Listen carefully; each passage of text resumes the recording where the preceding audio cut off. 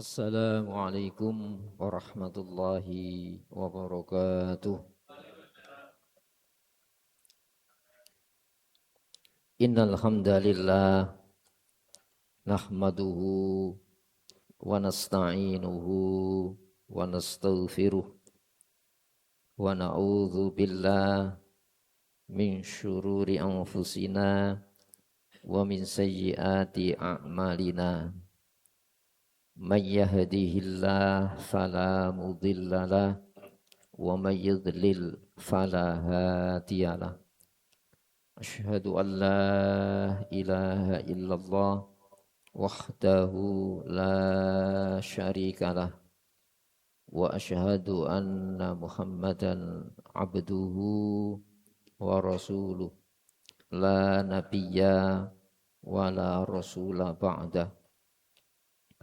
Allahumma salli wa sallim wa barik ala Muhammadi wa ali Muhammad kama sallaita wa sallamta wa barakta ala Ibrahim wa ali Ibrahim fil alamina innaka Hamidum Majid. Amma ba'd. Saudara sekalian, sejenak marilah kita sediakan waktu kita untuk bersama mentelaah memahami materia sirah an-nabawiyah. Sertakan harapan kepada Allah. Semoga lewat telaah sirah pagi hari ini Allah menganugerahkan kepada kita taufik hidayahnya, bimbingan serta pemahamannya. Untuk itu hadirin, marilah kita buka telaah pagi hari ini dengan al-basmalah. Bismillahirrahmanirrahim.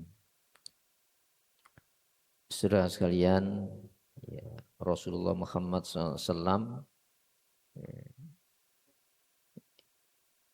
merupakan ya, satu makhluk yang secara fisik ya, di dalam kubahan syair disebutkan walladzi tamma suratuhu wa maknahu. Dialah Muhammad SAW yang secara postur tubuh gitu, bentuknya itu sempurna ya. Wa maknahu, dan isi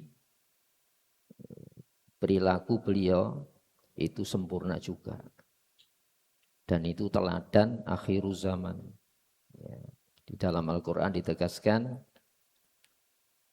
ya, wa kadzalika, demikianlah para nabi, para rasul itu ya, faddalna ba'dhum ala ba'din, masing-masing kuberikan bobot nilai derajat melebihi satu sama lainnya.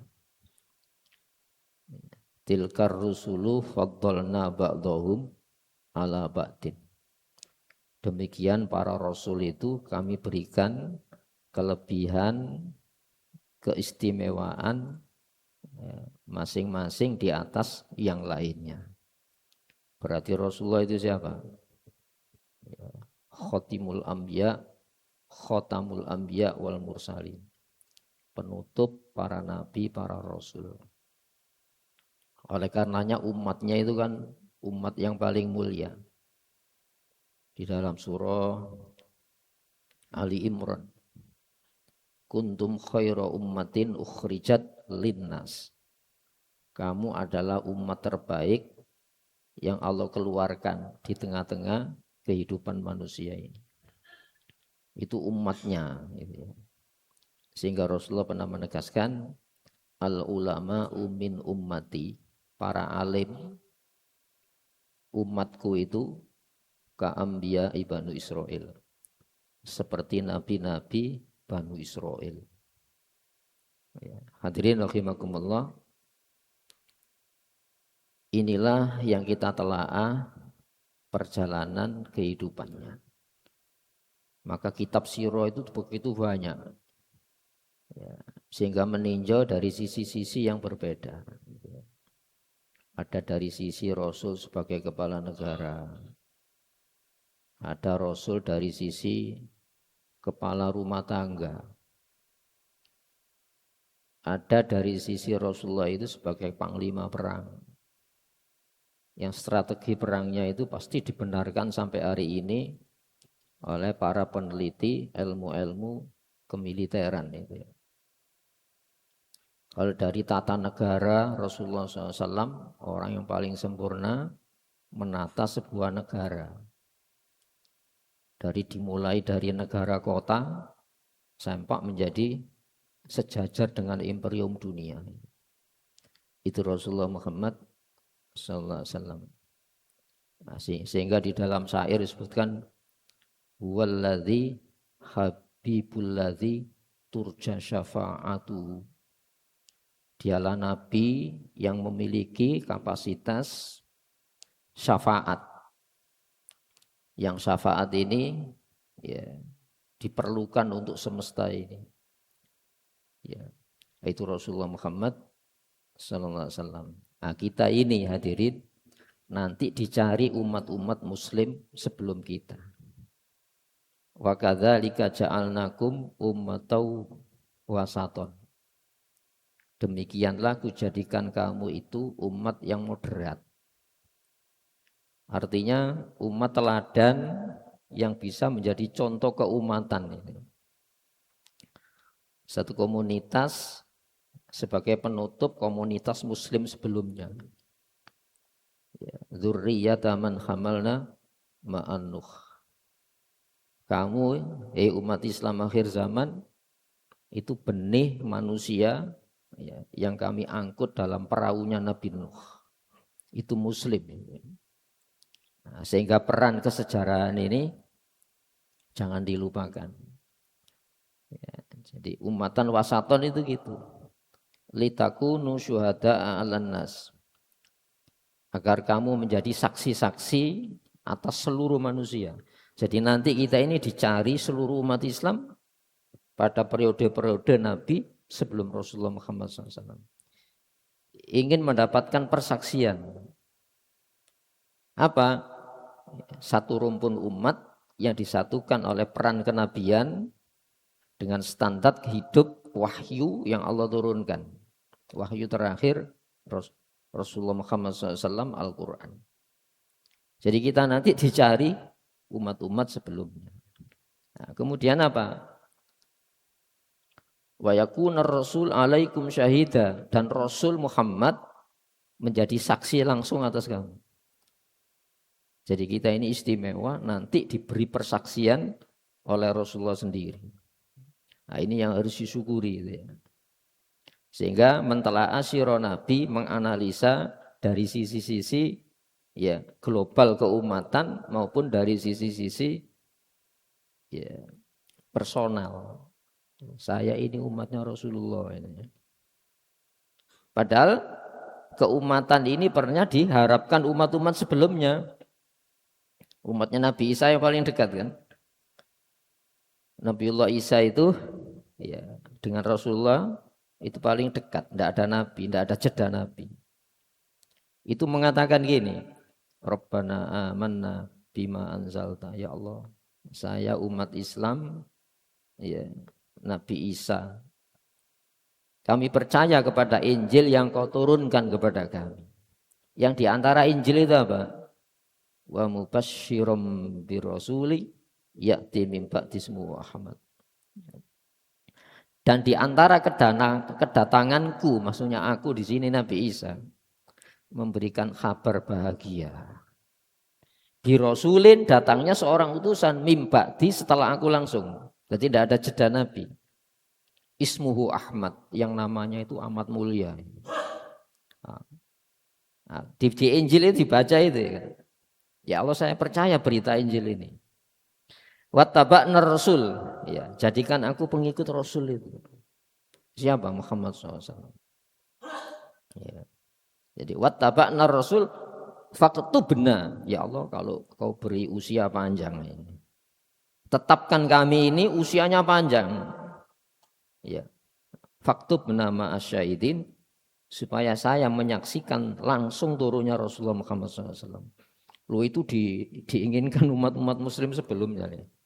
Nah, bobot nilai ini yang harus kita jaga, kita pelihara, kita rawat, gitu ya.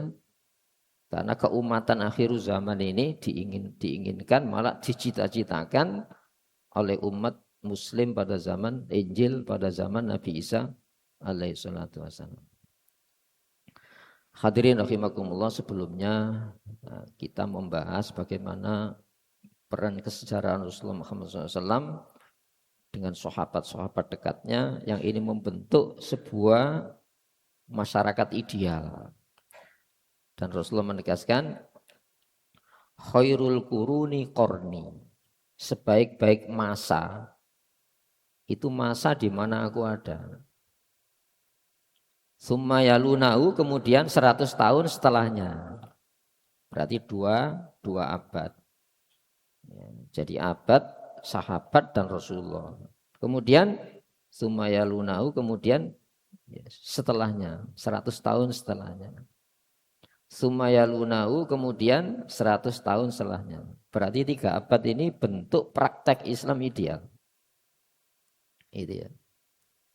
Nah, hadirin rahimakumullah, sehingga salafus saleh itu generasi yang ideal itu 3 abad ini.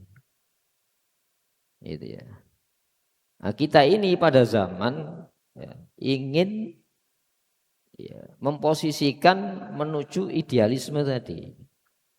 Jadi kita ini ada grafik naik menuju bentuk nubuat, khilafah an-nubuat itu. Bentuk pemerintahan kenabian. Jadi merosot, nanti ada nilai naik lagi. Nah, semoga kita hidup pada masa kembalinya kepada bentuk ideal pemerintahan kenabian. Ya. Semoga ini ya. Nah, hadirin rahimakumullah, sehingga ada 3 poin penting dalam sejarah Nabi. Dan itu harus menjadi apa? Rumusan bagi kita yang beragama. Ya. Pertama apa? Pada 13 tahun di Mekah. Jadi 13 tahun di Mekah itu Masya Allah. Kita lihat ya, bagaimana sudah kita bahas sebelumnya perlakuan secara pribadi maupun pengikut Rasulullah yang masih minoritas. Ya, ada boikot ekonomi, politik, boikot sosial. Sampai menderita. Dan boikot itu ditulis menjadi sebuah keputusan Quraisy, karena Quraisy ini yang mengendalikan suku-suku Arab. Tulis di Ka'bah ini. Tidak boleh mengadakan kontak apapun. Kontak sosial, jual beli, kontak ekonomi, kontak pernikahan, kerjasama dengan pengikut Rasulullah Muhammad SAW. Itu ya. Berapa itu? Lebih 3 tahun. Ya. Sehingga kalau kita ingat itu hadirin, kita ini masa yang sebelumnya ya dilalui oleh generasi yang begitu syarat cobaan-cobaan. Sampai Rasulullah itu pernah berteduh di tembok Ka'bah ini. Itu ya. Karena waktu itu kan masih minoritas. Datang seorang sahabat, gimana Nabi? Kita tidak bereaksi terhadap perlakuan Quraisy itu. Karena waktu itu macam-macam kan. Ada Ammar bin Yasir itu ya diperlakukan begitu sadis gitu. Jadi di hadapan sahabat Ammar bin Yasir itu kedua orang tuanya itu dicincang ini. Jadi kemaluan ibunya tusuk sama apa? Sama tombak ini. Dan ayahnya itu ya kakinya sebelah diikat dengan kuda, kudanya. Nah, itu generasi awal Islam. Generasi awal Rasulullah Muhammad sebagai penutup risalah kenabian. Nah, kita hari ini kita harus mengenal itu. Itu ya. Sehingga disebut sabar itu ya ada syarat-syarat yang harus dilalui. Sabar saat punya wewenang, ya harus dengan wewenangnya itu bertindak. Waktu itu belum punya wewenang apapun. Kekuatan sosial minoritas, kekuatan politik enggak punya. Jadi pribadi ya, lalu datang kepada Rasulullah. Rasul gimana kok semacam ini? Ada budak Sayyidina Bilal itu dibebaskan oleh Sayyidina Abu Bakar. Karena apa? Wewenang kekuatannya hanya uang. Kalau sekarang ekonomi. Jadi membeli keadilan karena apa? Penindasan itu boleh. Supaya tidak ditindas, maka dengan uang itu dibeli, jangan menindas, boleh. Nah, konteks mu'allaf qulubuhum itu sebetulnya itu ya. Dari zakat itu. Jadi kalau pokoknya muslim di negara minoritas tertindas, boleh kita dengan zakat itu mempengaruhi kebijakan negara mayoritas itu supaya apa? Memberlakukan muslim dengan adil. Jadi kita ini membeli keadilan itu, bukan suap. Itu ya. Jadi zakat itu bisa diperlakukan semacam itu. Nah, karena apa? Secara politik kita kan belum global. Contoh kekejaman Zionis Israel hari ini kan, tidak berkutik kan. Muslim bantu aja sembunyi-sembunyi negara tetangga. Kenapa? Kendali politik global tidak punya kita ini. Itu ya. Coba bayangkan ya, dunia internasional dengan teknologi medsos hari ini begitu transparannya, kita tidak berkutik memperlakukan pembelaan atas ketidakadilan Zionis. Ya. Seluruh dunia loh ini, bukan di Jalur Gaza saja. Jadi kekuatan ekonomi belum global, kekuatan politik belum global, masih person kan. Nah, di sini hadirin rahimakumullah, ketika didatangi waktu berteduh di Ka'bah, di dinding Ka'bah itu, gimana Nabi saya bertindak? Bersabarlah kamu, bersabarlah kamu. Itu ya. Sehingga apa? Sahabat mengatakan waktu zaman jahiliyah kami ini pemberani. Tapi di dalam ketika kami muslim ini kok seperti tidak berkutik. Ya, bersabar kamu, bersabar. Belum saatnya. Sampai hadirin rahimakumullah, Allah menolong kan itu kan. Jadi perjanjian yang ditulis, ditempelkan di Ka'bah, ya, maka dikerikiti sama apa? Rayap. Sampai tinggal nama Allah. Takut semuanya orang pembesar Quraisy. Ini jangan main-main itu. Hanya nama Allah yang tertinggal di situ. Akhirnya dengan sendirinya dibatalkan oleh makhluk Allah yang kecil yang namanya rayap ini. Hadirin rahimakumullah, sehingga ada surat namanya surat An-Naml, surat Semut. Itu pesan-pesan psikis bahwa makhluk Allah itu bukan manusia saja. Hewan-hewan itu menjadi alat-alat sebab membebaskan kaum muslimin. Ya, pernah saya ceritakan dulu ketika peristiwa G13 PKI. Tapi bukan 65, 45. Saya diceritai orangnya. Ketika terjadi penyerangan satu kampung itu ya semuanya ngungsi itu. Hanya dia tidak ngungsi. Tapi apa? Dia naik ke kelapa ya. Pohon kelapa tuh tinggi. 50 meter lebih. Ketika PKI masuk, itu ya, Masya Allah. Sandalnya kan dibawa, percuma ketahuan. Terus datang kucing itu mempermainkan sandalnya. Jadi kucingnya itu gigit sandal, dibuang jauh. Dia baru, Masya Allah. Jadi hewan-hewan itu tentara Allah. Walillahi junudus samawati wal ardh. Milik Allah prajurit langit maupun bumi. Nah, kesabaran di sini ada yang sifatnya batin, menahan, tidak menyerah. Tapi ketika punya wewenang, kesabarannya itu harus digunakan wewenang. Punya kekuatannya harus digunakan. Nah, ketika Rasulullah di Madinah kan beda bersikapnya kan. Kalau di Mekah dihina itu biasa. Tapi ketika di Madinah Rasulullah itu kepala negara, seperti halnya ada undang-undang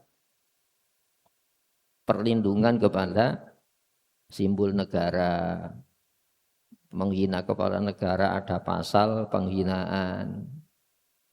Kalau tidak mampu, ya kalau tidak jerah, ada intelijen yang memburu.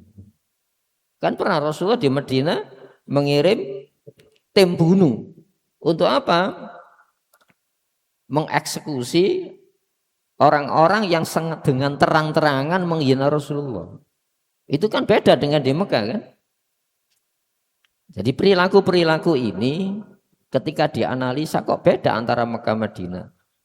Karena di Madinah sudah ada lembaga negara dan Rasulullah itu bukan pribadi tapi kepala negara. Sehingga perlakuan kepada Rasulullah itu perlakuan politik, maksudnya gitu. Nah, di sini hadirin rahimakumullah, sehingga di Mekah itu 13 tahun itu menghadapi peristiwa-peristiwa yang luar biasa. Lalu Nabi mengatakan gini, untuk menjawab keinginan sahabat yang ingin membalas perlakuan ketidakadilan ini. Dulu Muslim sebelum kamu mengalami peristiwa yang lebih mengenaskan. Ada yang digergaji, itu ya, ada yang disikat dengan sikat besi, sehingga apa? Dagingnya terkoyak. Untuk dipertontonkan ini loh, orang yang beriman kepada Nabi Rasul. Sehingga kenyamanan hari ini, mari kita ingat generasi sebelumnya. Makanya ada ayat ya. Jadi generasi hari ini itu berdoa, Rabbana ighfir lana wa li ikhwanina alladzina sabaquna bil iman. Ya Allah, ampunilah ya, kami dan orang-orang yang mendahului kami di dalam iman. Jadi dimohonkan ampun hari ini. Ya. Wala taj'al fi qulubina, hilangkan, jangan kau jadikan di dalam hati kami ini ghillal lil ladzina amanu, perasaan dengki kepada orang-orang yang beriman. Jadi kalau kita hari ini dengki kepada sesama muslim, itu bermasalah sebetulnya. Kenapa? Keislaman kita hari ini itu sebetulnya tetesan dari rahmat Allah yang dibersihkan kepada generasi awal. Makanya doa kepada orang tua kita itu wajib itu. Kenapa dikatakan wajib? Karena dari harapan doa-doa orang tua kita jadi muslim. Coba Nabi Ibrahim setelah bangun Ka'bah, Rabbana waj'alna muslimaini laka wa min dzurriyyatina. Ya Allah, jadikan kami ini muslim dan anak cucu kami jadikan muslim ya Allah. Kenapa? Ini bentuk ideal doa, karena dengan Islam itu kehormatan dunia akhirat. Kehormatan dunia akhirat. Jadi kesabaran personal, kesabaran yang sifatnya sosial itu beda. Kalau di Mekah personal.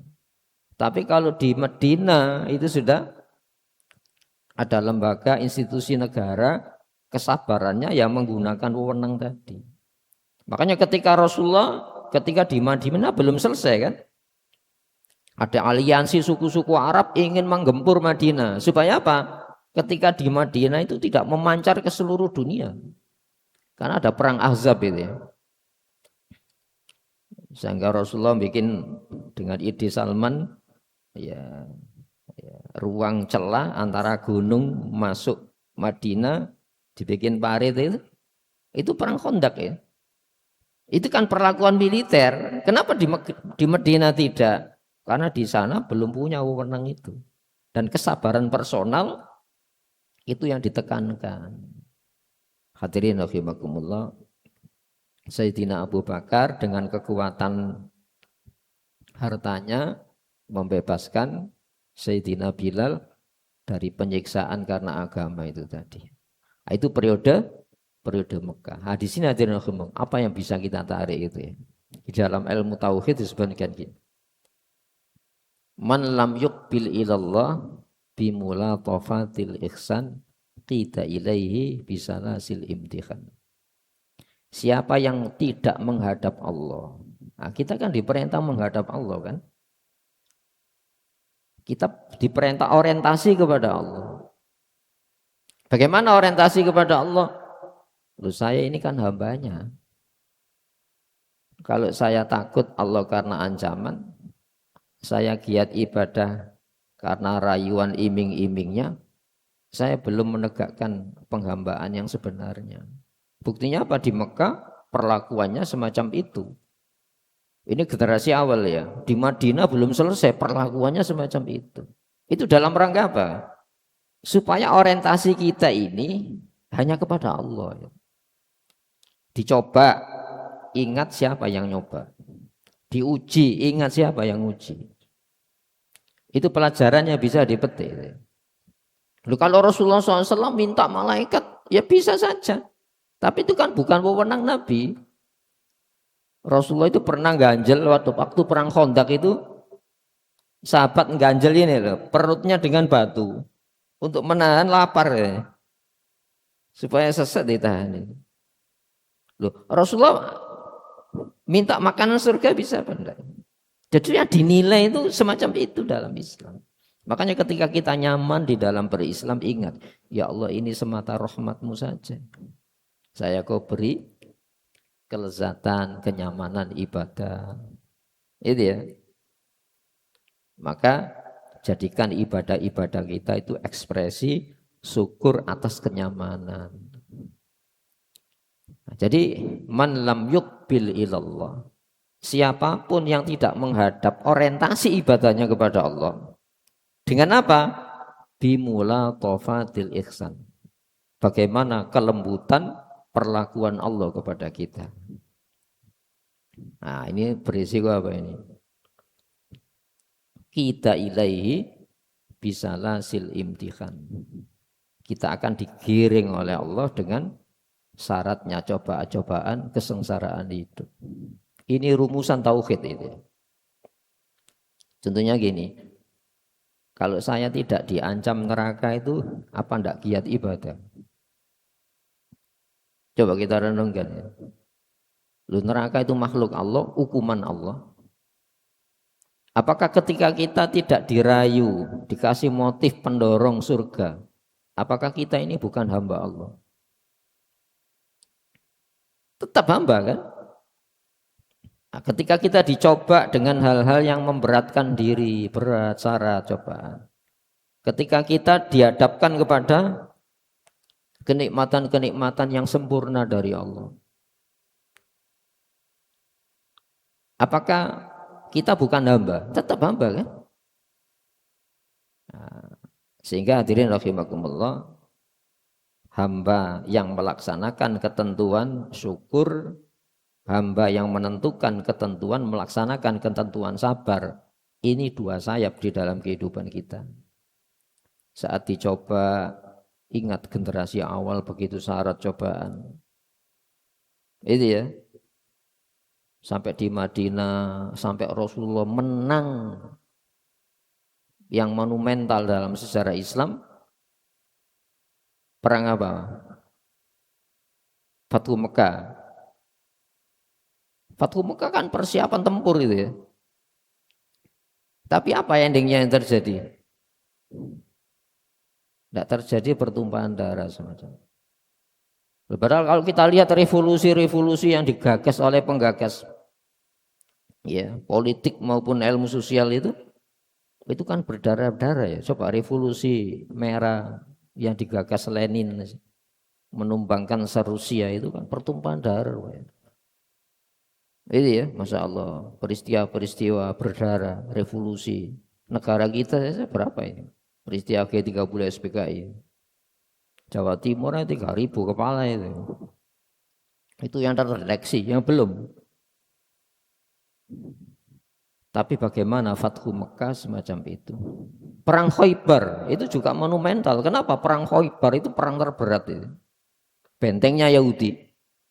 Itu ada 10 benteng itu ya. Untuk benteng tentara, peralatan perang, logistik. Oh, itu luar biasa itu ya. Itu baru sejenak menikmati kemenangan, Rasulullah sudah sahabat diracun ya dalam peristiwa. Kan wajar kan orang bergembira mendapatkan kemenangan. Ada pesta makanan. Para sahabat diracun Yahudi. Itu baru sejenak ya. Nah, coba kalau kita mengaca ke bagaimana kesabaran generasi awal, itu luar biasa di dalam Al-Qur'an. Nah, makanya hadirin rahimakumullah, ini bisa kita lihat ya di dalam surat Al-Maidah itu ya. Coba kita lihat surat Maidah.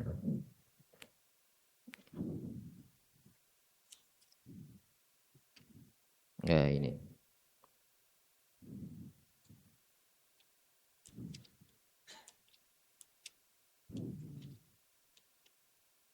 Nah, ini.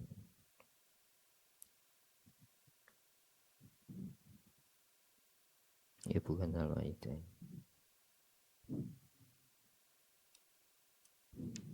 Surat At-Taubah bukan Maidah.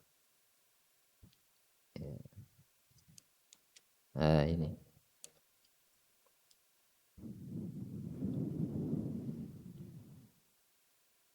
Al-Maidah ayat At-Taubah ayat 20 gitu ya. Bismillahirrahmanirrahim. Itu ya.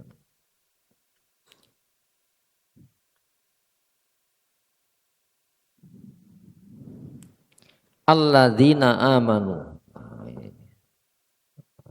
Jadi kita refleksikan peristiwa-peristiwa itu. Alladzina amanu, orang-orang yang sudah mempercayai. Apa yang dipercayai itu? Kalau percaya Allah sudah selesai.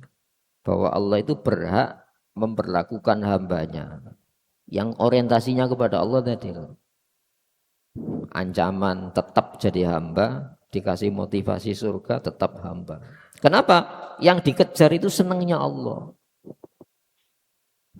Sehingga alladzina amanu, orang-orang yang mempercayai bahwa ketika menjadi hamba itu syarat cobaan yang menggembirakan, membahagiakan maupun cobaan yang menyengsarakan hidup. Cinta kan? Ya. Ketika diiming-iming kenikmatan setia, ketika diancam tidak setia lagi, gimana dapat cintanya? Wahajaru, dan melakukan hijrah. Hijrah dalam rangka apa? Menyelamatkan kekayaan nilai bobot yang hanya itu milik Allah. Apa itu? Iman, Islam. Ayo coba. Walau Allah la amana man fil ardi kulluhum jami'a. Kalau Allah mau seluruh manusia itu la amana, pasti menaruh percaya kepada Allah. Kulluhum, masing-masing, jami'a, semuanya tuh. Seluruhnya, masing-masing, semuanya coba. Seluruh manusia, masing-masing, semuanya. Itu sampai 3 bahasa Allah ini. Kalau Allah mau, tapi kan gak mau. Kenapa? Ini bukan bobot nilai yang dibikin dengan standar-standar kemanusiaan biasa, bukan. Kalau raja, Fir'aun dikasih kerajaan. Tapi yang sama dikasih kepada seorang nabi. Sulaiman, seorang nabi. Ayahandanya, Nabi Daud. Tapi di saat yang sama kekuasaan raja diberikan kepada Namrud. Itu nikmat umum itu. Itu ya. Sehingga wahajaru ini bukan hijrahnya. Ketika kamu pindah itu misinya apa? Menyelamatkan sesuatu, kekayaan. Yang kekayaan itu tak ternilai dengan dunia seisinya ini. Masalahnya kan gitu. Makanya hijrah itu kata Rasulullah, al-hijratu bakin. Hijrah itu tetap ada. Tapi momen hijrah seperti Rasulullah hijrah ke Madinah sudah selesai. Tapi momen hijrah itu tetap ada. Menyelamatkan apa? Iman. Kadang-kadang kita kerja, ancaman bagi iman. Iman copot. Itu ya. Nah, ada seorang pekerja itu tukang batu kasar ya. Ustadz gimana? Saya ini disuruh bikin patung Buddha, ahli patung dia. Saya katakan, ya jangan sih, itu lambang agama musyrik. Ya. Adanya dikasih garap bikin salib. Sampai yang menurut sosial kan biasa itu. Masang angsinya gereja. Ustaz gimana? Saya borongan besar ini. Ini mau habis itu. Habis pandemi kan luar biasa itu. Bangun AC-nya gereja. Kalau dalam transaksi biasa kan boleh. Transaksi sosial. Itu saya jual jasa kok. Tapi itu tempat ibadah ya. Dia tidak enak itu. Datang ke saya. Ya kalau kamu gimana? Kamu menyamankan di dalam kondisi yang di situ musyrik kepada Allah. Gimana kamu? Tidak jadi ya. Lu sampai di situ sensitif iman itu kan gitu kan ya. Akhirnya apa? Dapat borongan yang jauh lebih besar. Itu kan cobaan pribadi kan ya. Tapi ada tolok ukur yang kita apa? Sensitivitas iman. Jadi wahajaru ini pindah. Bukan masalah pindahnya. Dalam rangka apa? Menyelamatkan bobot nilai yang ini hanya wewenang Allah memberikan kepada manusia. Nah, coba momen hijrah pertama itu. Hartanya ditinggal. Hanya bawa beberapa potong pakaian. Bekal makanan di jalan. Nah, itu luar biasa kan? Ada yang istrinya kafir tinggal. Ada yang suaminya kafir ditinggal. Ada yang keluarganya kafir. Dia ke Madinah tinggal keluarga. Itu luar biasa. Sehingga dipuji oleh Allah di dalam Al-Quran. As-sabiqunal awwaluna minal muhajirina wal ansor radhiyallahu anhum. Itu cinta Allah itu. Para imigran awal dari Mekah ke Madinah.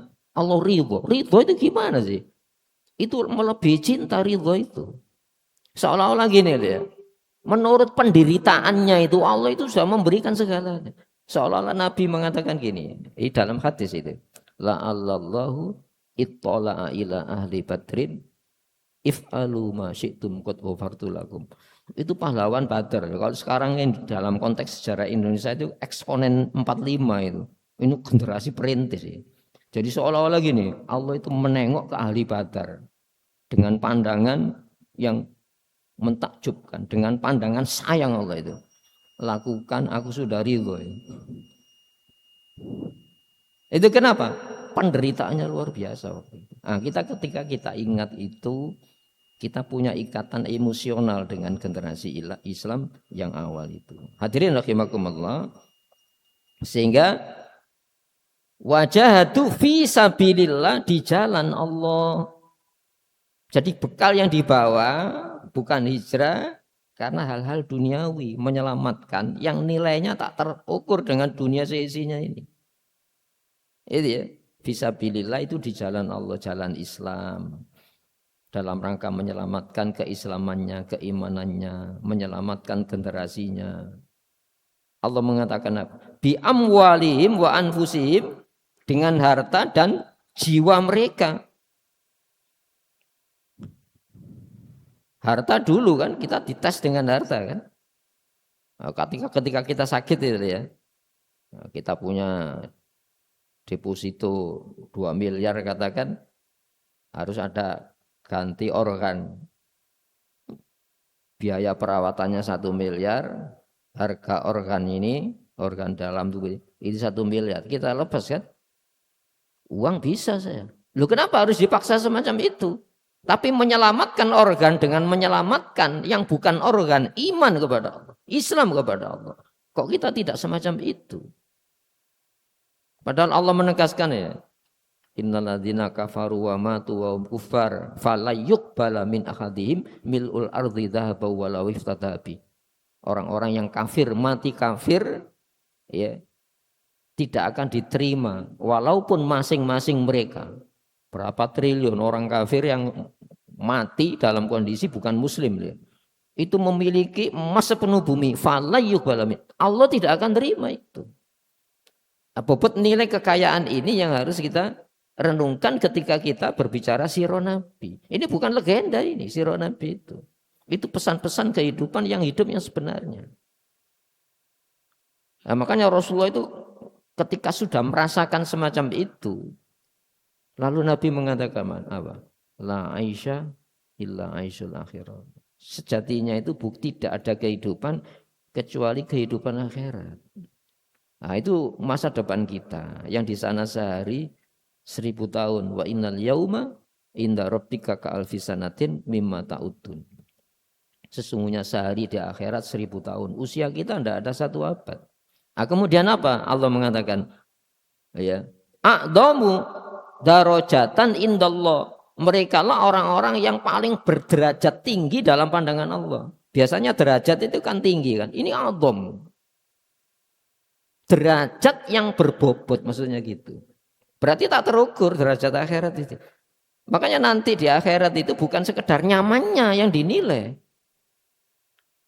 Tapi penderitaannya di dalam menyelamatkan kekayaan yang Allah berikan kepada kita. Jadi a'dhamu darajatan itu biasanya kan derajat tinggi. Enggak. Ini a'dham. Berarti tak terukur itu. Allah yang memberikan tak terukur. Kalau tadi masing-masing orang kafir nebus untuk selamat di akhirat dengan bumi emas sepenuh bumi ditolak oleh Allah. Dan itu bobot nilai yang tidak terukur dengan apa? Iman Islam kepada kita. Makanya kekayaan ini yang harus, sehingga Rasulullah menghadapi peristiwa-peristiwa semacam itu sebetulnya untuk kita. Kemudian Allah menutup kata, wa ulaika humul faizun. Mereka lah orang-orang yang menang selamat. Itu ya, menang selamat, orang bahagia. Faiz itu kan selamat dari bahaya. Makanya dunia ini membahayakan dia. Coba kalau di walau taro itwukifu alan nar. Muhammad, andaikan kamu melihat bagaimana orang-orang kafir itu diberdirikan di tepi jurang neraka. Itu kan peristiwa yang paling mencekam ya. Lalu dikatakan, andaikan kamu memiliki kekayaan sepenuh bumi, apakah kau tebus dengan kekayaan sepenuh bumi? Iya ya Allah. Lalu Allah mengatakan, aku pernah meminta kepada engkau, ya, yang lebih ringan dari itu. Apa itu? Islam. Tapi mempertahankan Islam ini yang berat. Andaikan mereka walau ruddu la'atu limanuhu anhu. Ya Allah, kembalikan aku ke dunia. Andaikan dikembalikan, kembali seperti semula jadi kufur. Berarti apa? Cobaan dunia itu luar biasa itu. Melihat di tepi jurang neraka, ya Allah kembalikan aku. Ketika dikembalikan, walau ruddu la'atu limanuhu anhu. Pasti mereka akan kembali. Berarti apa? Dunia ini banyak melupakan. Kalau ya tadi bobot nilai iman saja sudah banyak dilupakan kan. Maka hadirin rahimakumullah, kesabaran personal itu mesti kita miliki. Saat dicoba dengan hal-hal yang nyaman, dia tidak pernah goyang. Dicoba dengan hal-hal yang syarat dengan kesengsaraan, dia tidak pernah goyang. Kenapa? Ada kekayaan yang mesti diselamatkan dalam hidup yang sejenak ini. Dalam konteks ini hadirin rahimakumullah, Rasulullah ya pernah mengatakan gini, dan itu bisa dinilai, dipahami hari ini sampai Allah mengatakan gini, laukanatid dunya, andaikan dunia ini ta'dhilu indallahi janahai ba'udhu masakal kafiro surbatamain. Andaikan dunia itu memiliki bobot seberat sayapnya nyamuk, Allah tidak akan pernah memberi orang kafir itu minum walau hanya seteguk. Berarti apa? Kenikmatan dunia ini dibagi. Kenikmatan dunia bisa dinikmati oleh lawan maupun kekasih Allah. Tapi kelezatan, kenikmatan iman itu hanya diberikan kepada kekasih-kekasih Allah. Hadirin, dari sirah ini kita bisa memetik satu pelajaran baik personal maupun jamaah, bahwa ada poin-poin penting, yaitu poin Mekah, di mana di Mekah itu teruji dengan berbagai macam cobaan-cobaan hidup, ya, yang cobaan-cobaan ini akan membentuk sebuah kekuatan iman. Jadi kita akan dituang